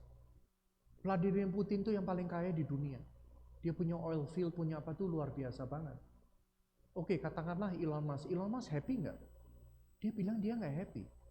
Dia stres, dia pikiran apa segala macam. Atau misalnya siapa ya, orang yang kaya banget ya, pada happy nggak sih kira-kira? Kebanyakan nggak loh. Kalau selama hanya mikirin diri sendiri, nggak bakalan bahagia. Mati juga percuma matinya. Karena yang ada saya kenal orang tukang ikan yang paling kaya di seluruh Indonesia, saya kenal. Saya pernah ketemu beberapa kali. Karena saya kenal anaknya pingin banget berhenti usaha perikanannya. Ya, punya kapal 100. Terus diberhenti, nama Menteri Susi diberhentiin. Wah, dia nggak pernah bahagia itu. Wajahnya selalu gitu, nggak pernah senyum. Selalu bete, selalu ini ngomel, marah apa sedih sekali. Saya lihat begitu luar biasa. Bahkan anaknya masuk rumah sakit karena stroke. Bapaknya datang cuman geleng kepala. Ini anak bikin repot apa lagi nih? Ini bener-bener.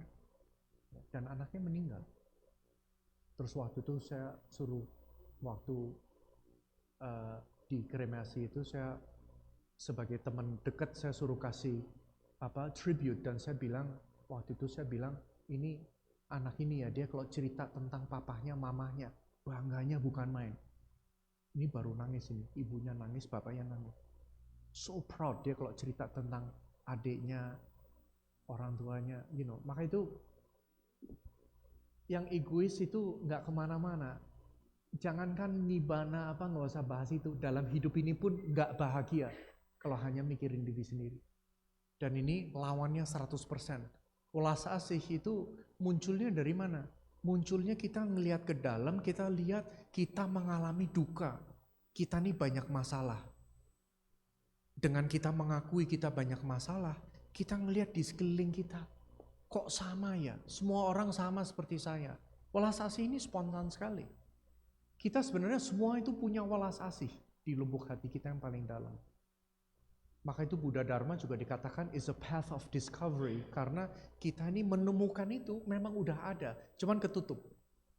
Our nature is welas asih. Sifat hakiki kita yang terdalam adalah welas asih, adalah kebaikan hati, adalah kasih sayang. Nah, dengan kita ini mempraktikkan Arya Avalokitesvara, praktik misalnya kita baca mantra, kita doa di depan Arya Avalokitesvara, kita dengan kita berdoa, bertekad, sebenarnya kita itu membuka hati kita surrender. Ini penting sekali, kita surrender. Jadi kita nggak bisa dengan Avalokitesvara itu pakai ego gitu ya, pakai ego dan kita sok orang hebat, orang suci, karena ini yang namanya spiritual materialism, matre secara spiritual, ya. Jadi ikut-ikutan, tapi tujuannya supaya Instagramable, supaya bisa ditaruh di Instagram. Ini loh gue berbuat baik hari ini. Ya, tolong saya ngasih ini nasi bungkus 1, tapi tolong peresmian serah terima sekalian di foto ya. Fotonya tunggu dulu. Volumenya dibanyakin, rambutnya biar lebih volume. Ya, udah bagus senyumnya? Ya, senyumnya come on, forget it. Itu bukan kebaikan. Itu kayak gitu hanya propping up your ego. Nah, jadi anyway, in conclusion, ini tinggal 3 menit lagi ya. 5 menit ya. Oh, itu salah itu, kayaknya jamnya salah itu. Kalau menurut jam saya ini 5 menit. Kalau menurut itu 3 menit. Jadi kita kalau berdoa saya sebenarnya hari ini tuh tadi pagi saya bikin catatan mau bahas apa hari ini. Cuman ini belum dibahas ini kayaknya nih. Ya. Anyway, kita itu praktek doa ke Arya Avalokitesvara itu sebenarnya kita invoking your own compassion. Jadi Arya Avalokitesvara adalah lambang dari welas asih. Terserah loh kalian, kalau sebenarnya Avalokitesvara ini ada berapa jenis. Di sini misalnya ada 200 orang, ada berapa Arya Avalokitesvara? Ada 200 versi. Kalian mau nambahin, monggo loh. Ya, misalnya mau ditambahin ini megang obat, ya kan memang megang obat ya. Mungkin megang iPhone bisa ngasih orang, megang semur jengkol buat buka puasa, megang it's up to you what you think is beneficial. Tangannya 1000. Wajahnya kayak apa? Nggak harus orang India kok, Arya Avalokitesvara. Nggak harus pakai sari. Kalau Arya Avalokitesvara jadi orang Betawi pakai sarung juga nggak apa-apa. Ya, pokoknya make it as nice as possible. Dan ketika kita ini berdoa ke Arya Avalokitesvara, Avalokitesvara itu artinya ia yang melihat dunia dengan welas asih. Kalau bahasa versi Chinese-nya, Kuan Im Pusa, ia yang mendengar tangisan para makhluk. It's also very beautiful. Ya. Dari suara, padahal aslinya Avalokiteshvara bukan suara, tapi di China-nya jadi suara, tapi that's also okay. Jadi bagus juga, dan mengambil aspek wanita, ya kan? Kalau di itu ibu, dan ada juga versi yang gendong anak, ada juga, pernah lihat ya? Ya, jadi kalau punya sifat-sifat keibuan. Jadi kita dengan kita doa kepada Arya Avokiteswara, tujuannya kita mengemulasikan, you emulate, dan kita menjadikan Bodhisattva Arya Avokiteswara sebagai teladan kita. Apa yang terjadi ketika kita itu mengagumi seseorang yang punya kualitas baik? Apa yang terjadi? Saya pernah dulu ketemu orang yang kagum banget dengan Ahok. Tahu Ahok ya? Bukan yang bakso Ahok itu, kan ada yang jualan bakso namanya Ahok juga. Ini Ahok politisi yang jadi komisarisnya Pertamina. Dulu saya ketemu orang untuk urusan kantor dan dia kagum sekali dengan Ahok. Ngomongnya kayak Ahok. Geleng-geleng kepalanya kayak Ahok. Melototnya kayak Ahok. Saya sampai bilang, Pak, Bapak ini kayak Ahok loh. Tinggal rambutnya disisirnya beda, udah jadi Ahok nanti. Oh iya memang gitu, dia tegas ngomongnya. Wah, ngebrak meja apa gitu. Ya. So, that happens kalau kita kagum dengan tokoh tertentu. Kalau kita kagum dengan Bodhisattva Arya Avalokiteswara, apa yang terjadi? You become Arya Avalokiteswara. Paling tidak kita beraspirasi untuk menjadi seperti beliau. Maka itu welas asihnya akan muncul. Welas asih, kepedulian segala macam. And also wisdom. Ya. So biasanya, dan ini benar-benar terakhir ini ya sekarang ya. Terakhir ini. Kenapa doa itu efektif? Karena kalau atau doa ke Avalokiteswara atau ke Yesus Kristus atau sebenarnya it doesn't matter yang mana. Tapi konsepnya memang beda di Buddha Dharma. Tapi what happens kalau kita berdoa, kita itu pertama mengakui you have a problem. Ya, kalau kita nggak ngaku itu jadi namanya denial, dan itu yang menggerogoti kita dari dalam. Selama kita denial, begitu udah mengakui ada problem, jauh lebih enak. Problemnya masih ada nggak? Masih. Waktu kakak saya anaknya autis dan dia nggak mau mengakui, beratnya bukan main. Dan saya nggak apa-apa, saya cerita, she doesn't mind. Karena dia waktu itu sampai ke Meksiko, kemarin dia tinggal di Seattle di Amerika, dan dia sampai di kedokteran apa tuh habis banyak banget, ratusan ribu US dollar, dan nggak bisa sembuh. Itu kan dan kena Lyme disease lagi. Kakak saya anaknya ini kena kutu di Amerika, ada kutu yang ngancurin otak. Dan waktu itu teman saya ada yang memang teman saya itu donatur untuk biku di Seattle yang terkenal, ada master di Seattle, bikunya udah tua, sangat sukar untuk bisa ketemu dia. Dan kakak saya itu kan muslim ya, dan sama teman saya dibikinin appointment dan kakak saya mau pergi sama anaknya. Sama suaminya juga muslim cekek, diajak. Ya, alhamdulillah ketemu sama Amitofo ini. Ya. Dan ketika ketemu bantenya cuma bilang, maaf ya, cuman anak Anda ini otaknya udah 50% rusak. Dan it's very difficult, you will need a miracle untuk ini. Kakak saya waktu itu apa? Nangis, kecewa nangis. Tapi akhirnya dia bisa mengakui bahwa memang ada problem dengan anaknya. Maka itu kalau kita berdoa ya yang kusuk. Bukan yang tadi ya Bu, doa nodong bukan ya. Bukan yang I'm asking you really nicely, okay? Bukan yang kayak gitu. Tapi doa yang kusuk, kita mengakui itu udah pelong duluan. Dan yang kedua, muncul banyak ide yang tadinya udah saya hanya cinta sama dia cinta matiku, saya tidak akan mencintai orang lain lagi. Misalnya gitu ya, ada teman saya cewek gitu sama cowoknya udah kabur, udah menikah, cuman itu tetap cinta sejati dia. Akhirnya dia bisa mengakui dan dia lepas, ternyata dia lihat, masih banyak cowok juga ternyata. Ya, ternyata solusinya jadi banyak. Jadi kita kadang itu stuck ya. Pernah nggak ngalamin kita stuck? Kita rasanya nyangkut nggak bisa kemana-mana. Dengan kita doa, itu bisa kebuka. Maka itu orang bilang, dibuka jalannya Allah, ya itu. Nggak apa-apa. Karena apa? It works. Karena dengan kita mengakui, your heart is open.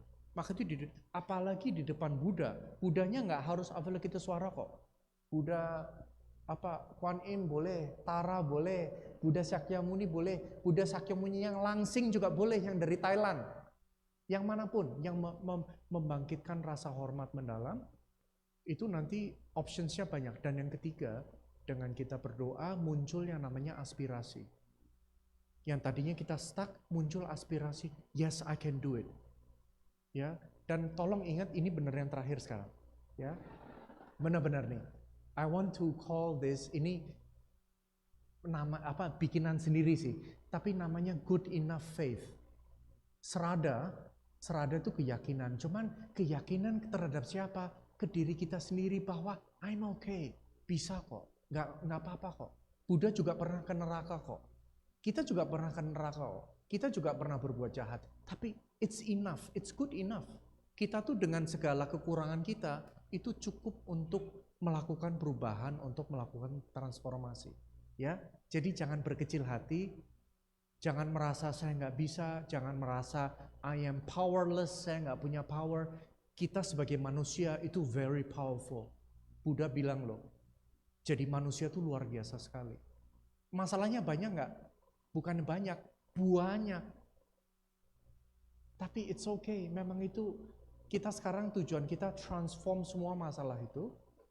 Dan masalah itu bisa menjadi sesuatu yang bagus. Kalau kita punya sikap yang baik, masalah itu bisa mendidik kita. Ini yang namanya blessing in disguise ya, atau ada hikmahnya. Ini memang benar.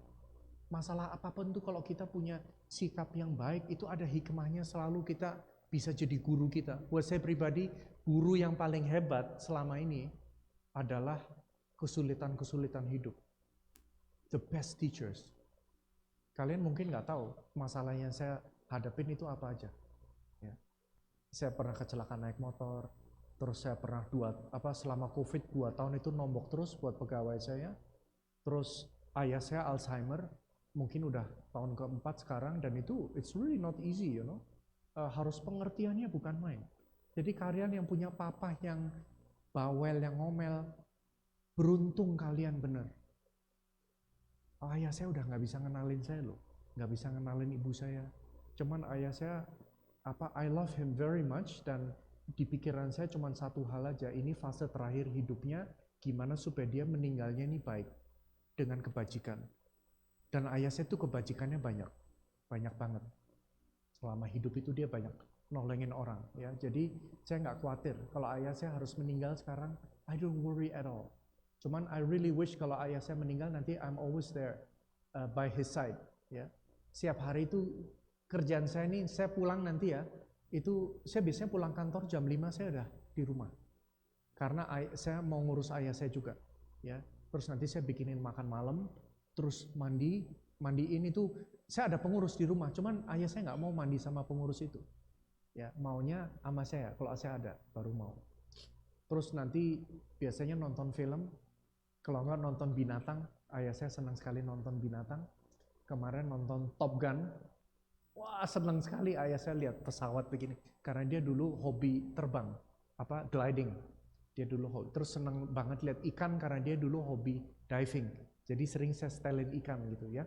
Nanti malam nggak tahu setelin apa nih, karena udah habis di Netflix itu, yang binatang udah habis. Semua udah ditonton, semuanya bener-bener, udah 2 kali malah. Ya, saya sampai apal itu jenis binatang di Afrika, monsunnya kapan, binatang apa yang migrasi, apal. Silakan nanya kalau ada yang mau.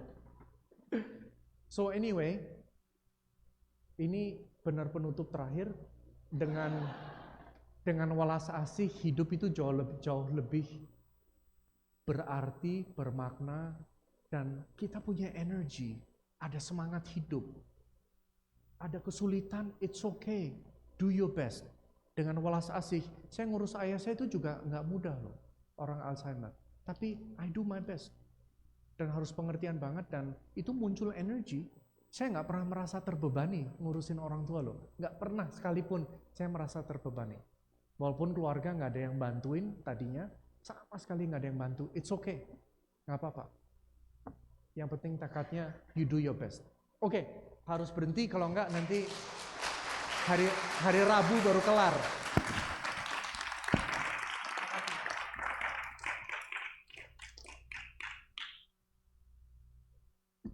Thank you, sampai ketemu lagi. Udah, finish. Kalau enggak sampai hari Rabu nanti.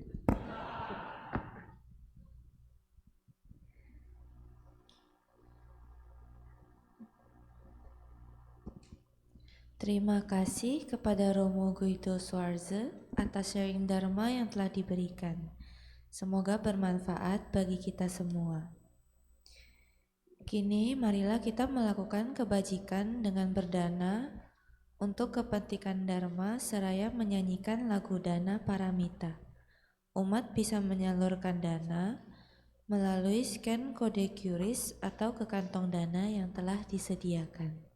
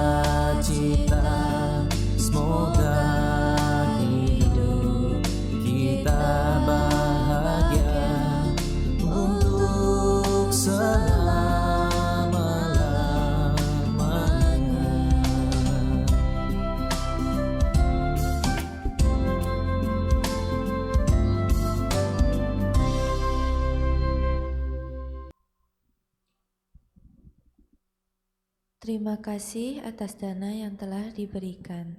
Semoga bermanfaat bagi perkembangan Buddha, Dharma, dan Sangha. Selanjutnya, kita akan mendengarkan persembahan lagu yang akan dibawakan oleh tim kesenian. Kepada tim kesenian, kami persilakan. Namo Sang Hyang Adi Budaya.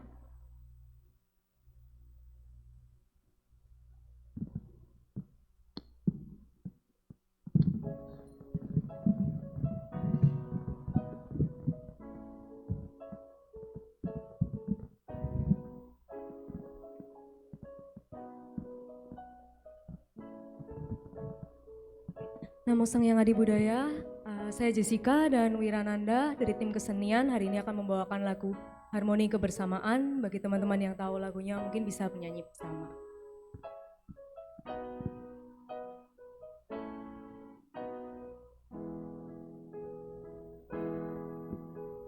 Mengapa sesama manusia hidup dengan kedengkian, berusaha untuk menjatuhkan satu sama lain? Adanya perbedaan memecah belah insan, melupakan hati nuraninya dan saling melukai. Hidup ikuti nafsu yang fana, menimbulkan loba dosa moha, menyimpan dendam yang tak berujung, hanya jadi derita. Kemelekatan di dalam hati membuahkan nafsu yang abadi, ciptakan ketidakpuasan yang terus menghantui. Kita manusia hidup di dunia, sebarkanlah kasih dan sayangmu. Kita insan dunia saling bergandengan, satukan perbedaan, ciptakan kedamaian. Mengapa kita saling mencela? Hidup di dunia kan baik adanya, jika perbedaan tak jadi penghalang.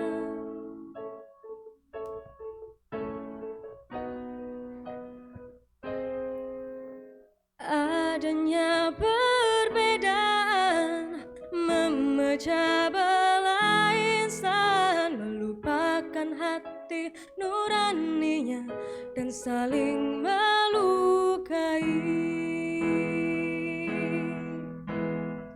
Hidup ikuti nafsu yang fana, menimbulkan loba dosa moha, menyimpan dendam yang tak berujung, hanya jadi derita. Kemelekatan di dalam hati membuahkan nafsu yang abadi, ciptakan ketidakpuasan yang terus menghantui. Kita manusia hidup di dunia, sebarkanlah kasih dan sayangmu. Kita insan dunia saling bergandengan, satukan perbedaan, ciptakan kedamaian.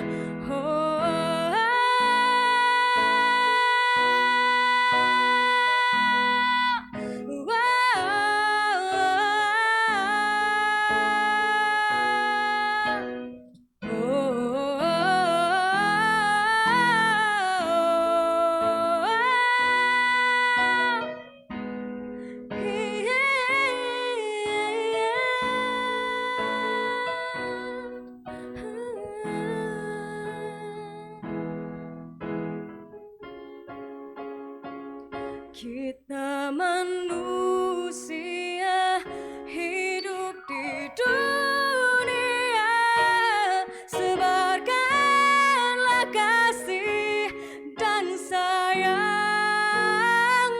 Kita insan dunia saling bergandengan, satukan perbedaan, ciptakan kedamaian. Mengapa kita saling mencela? Hidup di dunia kan baik adanya, marilah kita satukan suara, ciptakan harmoni untuk kebersamaan. Kebahagiaan kan datang di jiwa, ciptakan harmoni untuk kebersamaan. Kebahagiaan kan datang di dunia.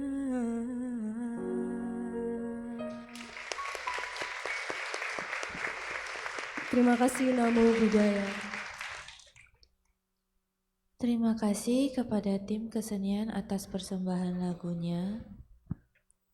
Bapak Ibu, saudara-saudari sedharma, selanjutnya kita akan dengarkan beberapa pengumuman. Yang pertama, kami mengajak sahabat Chan terkasih untuk kembali berlatih bersama secara tatap muka melalui One Day Chan, sehari meditasi Chan, bersama anggota monastik pada hari Sabtu 6 April 2024, pukul 9 pagi sampai 4 sore di ruang Bodh Gaya lantai 5. Untuk registrasi dengan klik link yang tertera atau silakan akses di sosial media Ekayana Serpong. Kemudian, Buddha Hadir Semesta Bercahaya. Bersama kita mengenang 3 peristiwa penting dalam kehidupan Guru Agung Buddha melalui 3 cara. Pertama, Ivo. Kedua, pameran dan puja relik. 3, pengagungan 3 permata mulia melalui pujian, penguatan tekad dan pertobatan, pesan dharma, pemasangan pelita Waisak, serta blessing di acara Buddha Hadir Semesta Bercahaya pada hari Minggu 19 Mei 2024 pukul 1 siang hingga selesai. Bertempat di Jakarta International Expo, Hall B3 dan C3 Kemayoran, Jakarta Pusat. Disediakan bus dari Wihara Ekayana Serpong. Umat harap untuk mendaftar dengan menuliskan nama di front desk west. Kemudian mari ikuti retret Chan 7 hari dari tanggal 15 sampai 23 Juni 2023. Kurang lebih selama 7 hari dari Sabtu hingga Minggu yang akan dibimbing oleh Ci Fashu. Retret akan berlangsung di Pondok Sadana Sudi Bawana Cimahi. Pendaftaran melalui link yang tertera di poster atau di sosial media Wihara Ekayana Serpong. Pendaftaran akan ditutup pada 3 Juni 2024. Berikutnya, menjelang perayaan Waisak tahun 2024, Panitia Waisak membuka kesempatan bagi umat yang ingin menjadi volunteer di perayaan Waisak Wihara Ekayana Serpong. Bagi umat yang ingin mendaftarkan diri bisa mengklik link yang ada di poster ataupun silakan akses di media sosial Wihara Ekayana Serpong. Untuk informasi lebih lanjut bisa hubungi kontak person yang tertera di layar 0821 2373 6046.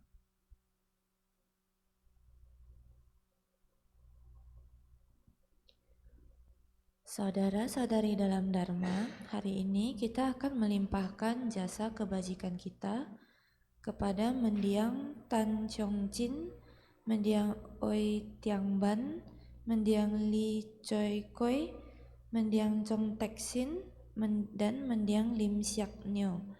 Pembacaan pelimpahan jasa akan dibacakan setelah Cirang Rakhantu Wihara Ekayana Serpong.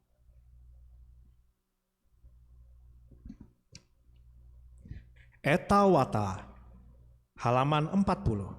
Sebanyak jasa, marilah kita menyalurkan jasa-jasa kebajikan yang telah kita peroleh kepada semua makhluk yang membutuhkannya. Eta Wata Jaam Hehi Sambatang Punya Sampadang Sabe Dewa Anumodantu Sabba Sampati Siddhya. Eta Wata Jaam Hehi Sambatang Punya Sampadang Sabe Buddha Anumodantu Sabba Sampati Siddhya. Eta Wata Jaam Hehi Sambatang Punya Sampadang Sabe Satta Anumodantu Sabba Sampati Siddhya. Akasata ca Bummata dewa naga mahidika punyang tangan numoditwa cirang rakantu lokasanti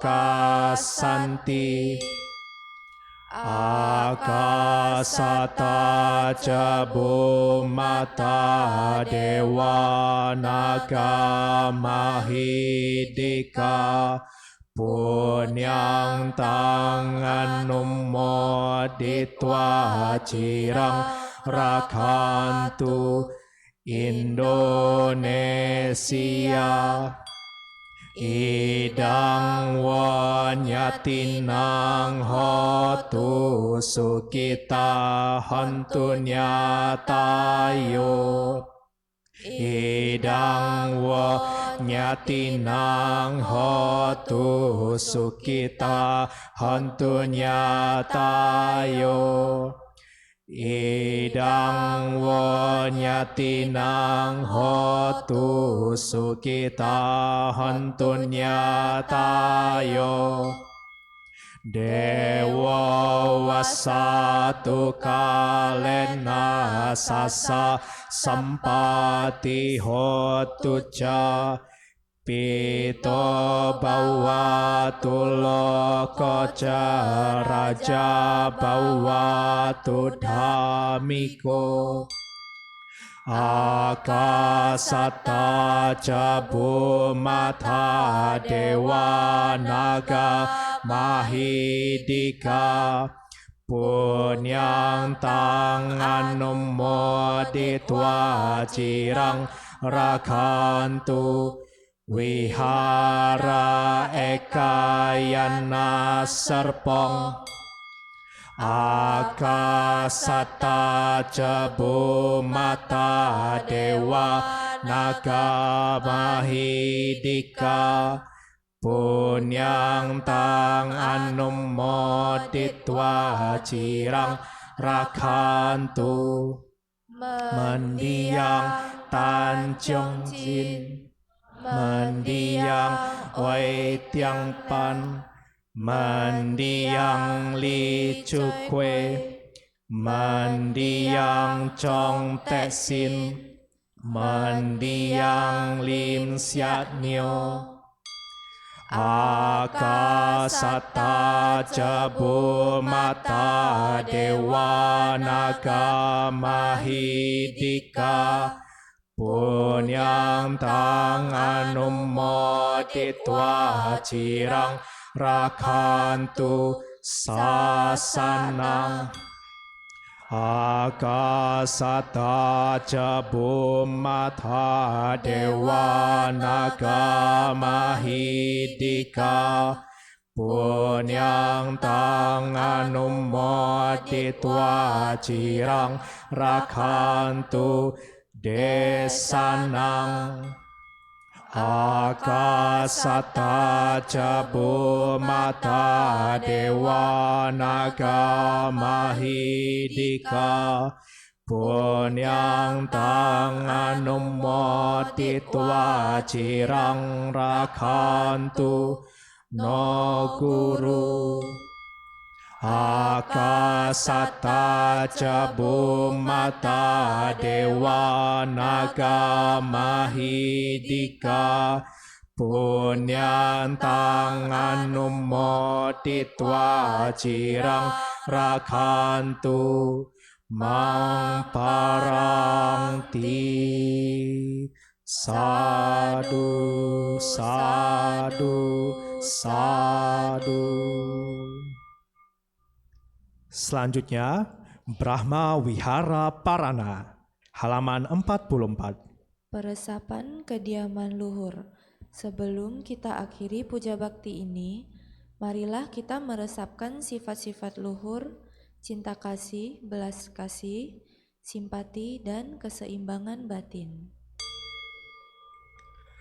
Ahang Sukito Homi, Semoga aku berbahagia, Niduko Homi, bebas dari penderitaan, Awero Homi, bebas dari kebencian, Abya Pajo Homi, bebas dari perlakuan buruk, Anigo homi. bebas dari gangguan.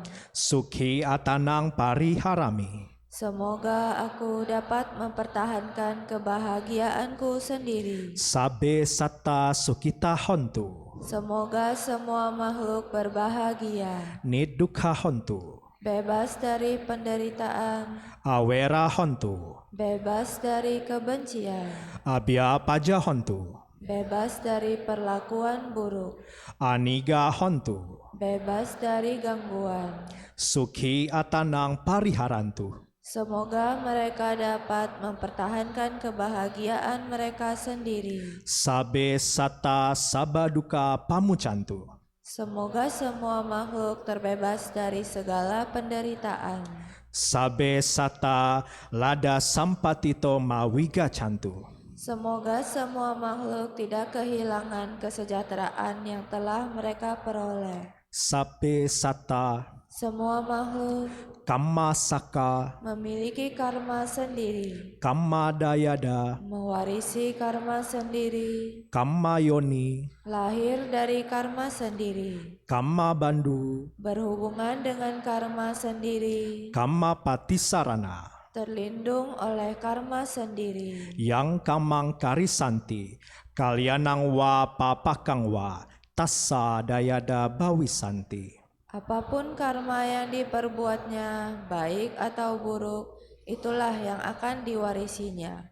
Sadu, sadu, sadu. Umat dipersilakan berlutut dan bersikap anjali.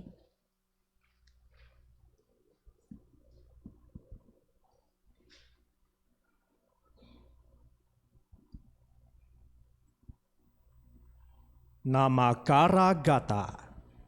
Syair penghormatan. Bagawa yang maha suci telah mencapai penerangan sempurna. Dharma telah dibabarkan dengan sempurna oleh Bagawa. Sangga siswa Bagawa berperilaku baik. Di hadapan Buddha, Dharma, dan Sangga, aku bersujud. Arahang Samma Sambuddho Bhagawa Buddhang Bhagawantang Abhiwademi. Namo Buddhaya.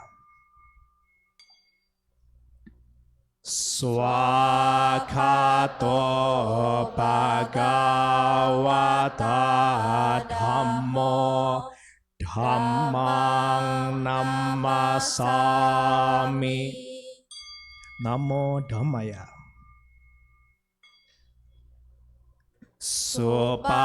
Supatipano Bhagavato Sawaka Sangho Sanggang Namami. Namo Sanggaya.